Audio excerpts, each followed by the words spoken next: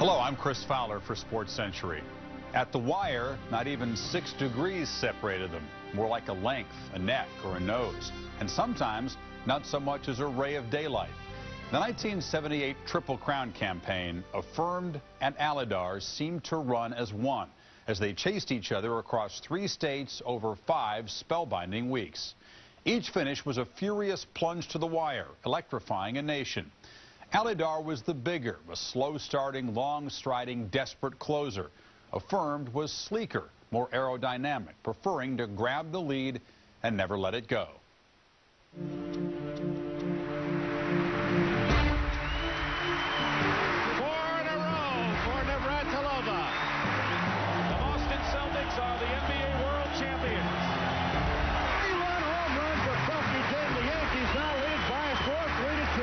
If there's anything the public can sink their teeth into, it's a rivalry, no matter what the sport is. A big rally by Ali. Two of the best in what they do, meeting very often and not one dominating the other.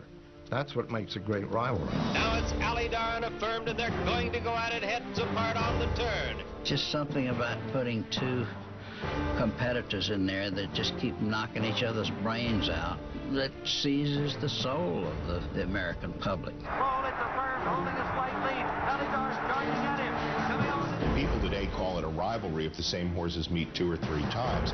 These horses just kept going at it over and over. Affirmed once again draws fear by a length. Whether you were watching on television or whether you were there in person, and you could tell that the other horses didn't exist. It was just those two. Affirmed coming back along the rail. It's Alydar and Affirmed, and these two still heads apart. Affirmed has a head in front nearing the wire. I mean, they were battling in the final 16th of a mile. There would be Affirmed and Alydar, Affirmed and Alydar. You'd hear the call. And a couple of times it was too close to call. It's Affirmed, Alydar on the outside. They come on down to the finish. Affirmed and Alydar. Here's the finish. Affirmed and Alydar faced each other 10 times over 15 months.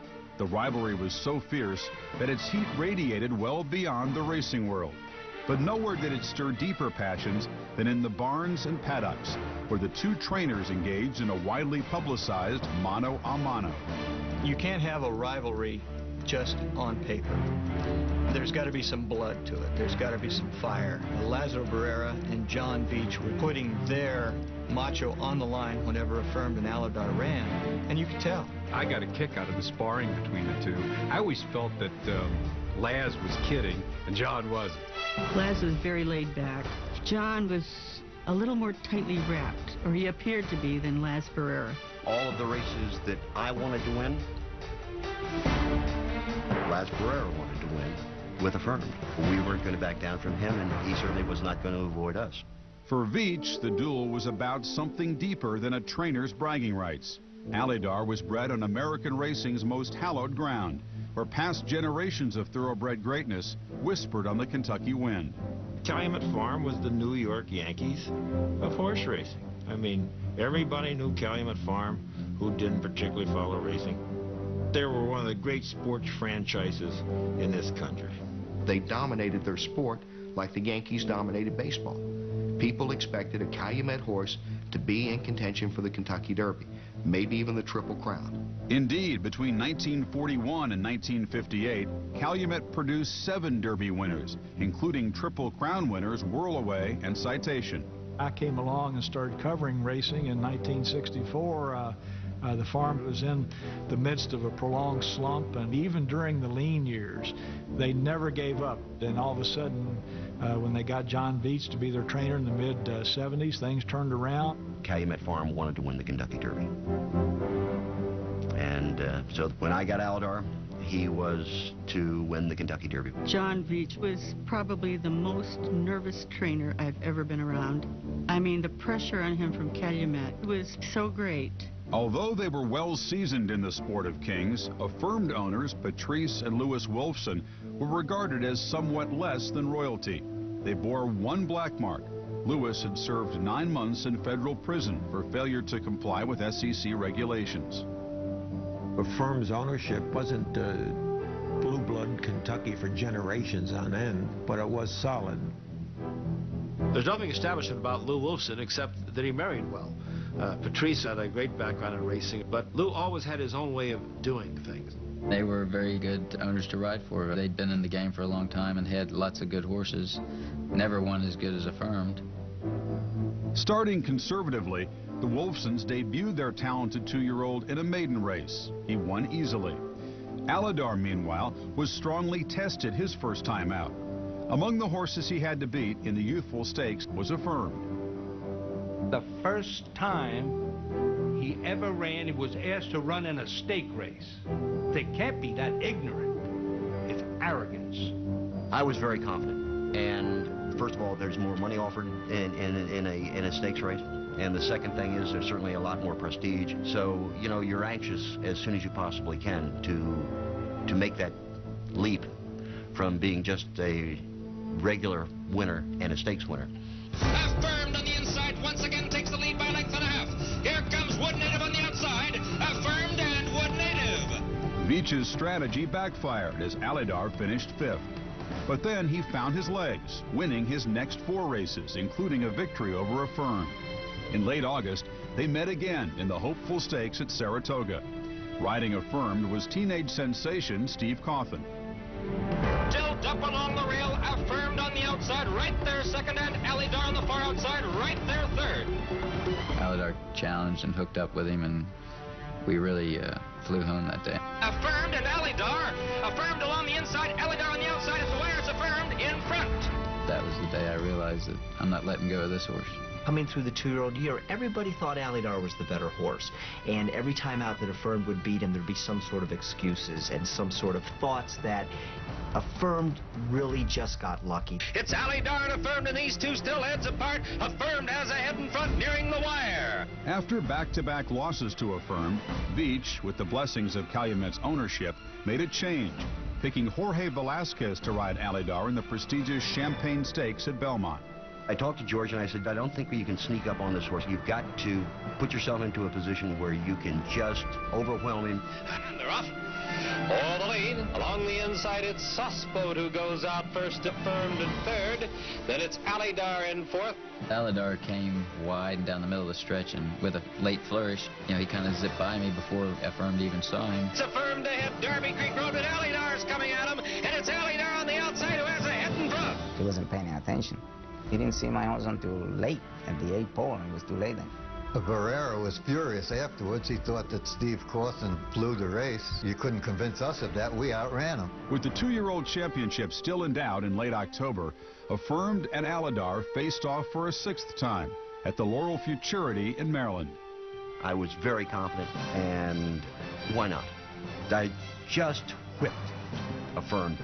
I want to do it again. I always respected Alydar. I think possibly from the other side they lacked a little respect for us, and that might have been very costly for them. A 16th of a mile to go. Affirmed on the outside by a neck. Alydar along the rail. Affirmed on the outside in front. After the Laurel Futurity, I think we had tremendous confidence in him. Affirmed's tenacity just got it done. Beating Alydar in 4 of 6 races, Affirmed was named the top 2-year-old of 1977. If racing fans expected the rivalry to resume that winter, they would have to wait. They had a good rivalry at 2, and rather than continue it in Florida, which would have been the easy thing to do, Laz Barrera went out to California.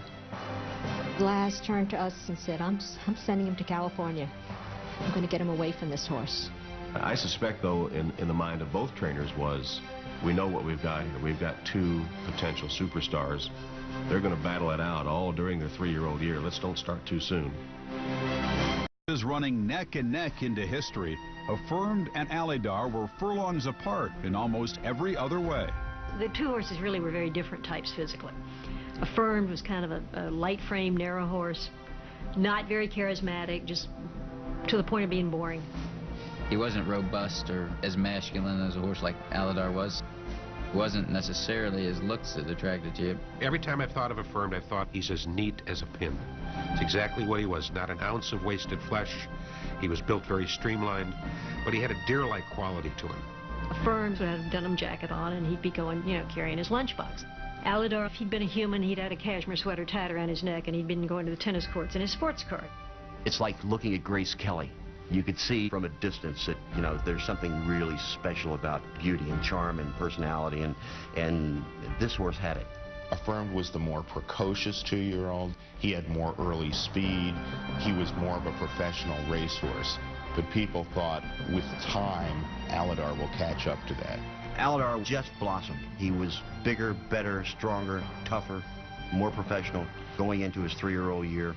Affirmed was a very, very gritty game horse. I think he got one of the all-time great training jobs by Las Barrera. He had him right for every race. Affirmed in front by 2, and it's Affirmed on the outside in front ahead. It's Affirmed going away to lead by 4 lengths. Affirmed on the outside in front. Both horses started 1978 on opposite coasts. In April, Affirmed won the Hollywood Derby to finish his California campaign at 4-0. Alydar, meanwhile, was dominating Florida. We were watching Affirmed on the West Coast, but Alydar was running in better times, especially his closing, last quarter miles. He was flying. That pumped us up. We said, wow, we have the best horse. Finishing 3-0 in Florida, Alydar returned to Keeneland, Kentucky, where, in deference to Calumet's owners, Lucille and Gene Markey, it was decided that the 3-year-old would forego a trip north for the traditional Derby tune-up. There was a choice between running in the Wood Memorial in New York or running in the Bluegrass, a mile from where Alydar was born and raised. The Admiral and Ms. Markey were at home and wanted to see their horse run. The head of Keeneland called up the Markeys. He said, if I send a station wagon up for you and bring it down and park it in the middle of the home stretch, would you like to come? He said, yeah, we would. And as the horses came out of the post parade and began to warm up, Jorge Velasquez brought Alydar over to the rail. Hello, George. Hello, my lady. How are you? How you feel? Fine. Here's your baby. Doesn't it look pretty? It looks wonderful. Coming into the home stretch, he was leading. He had taken the lead, and he's starting to pull away, and suddenly this old lady is out of the car, on the rail with her fist in the air saying, go, go, go. And I thought later on that if that had to be their last glimpse of a Calumet horse running in person, as indeed it was, what a spectacular memory that had to be for them. But as they're nearing the finish, it's Alydar just drawing away with the lead with every stride under the wire. Racing fans couldn't wait for the next time Affirmed and Alydar would race, because we knew that if these two guys held together, the Triple Crown of 1978 was going to be unforgettable.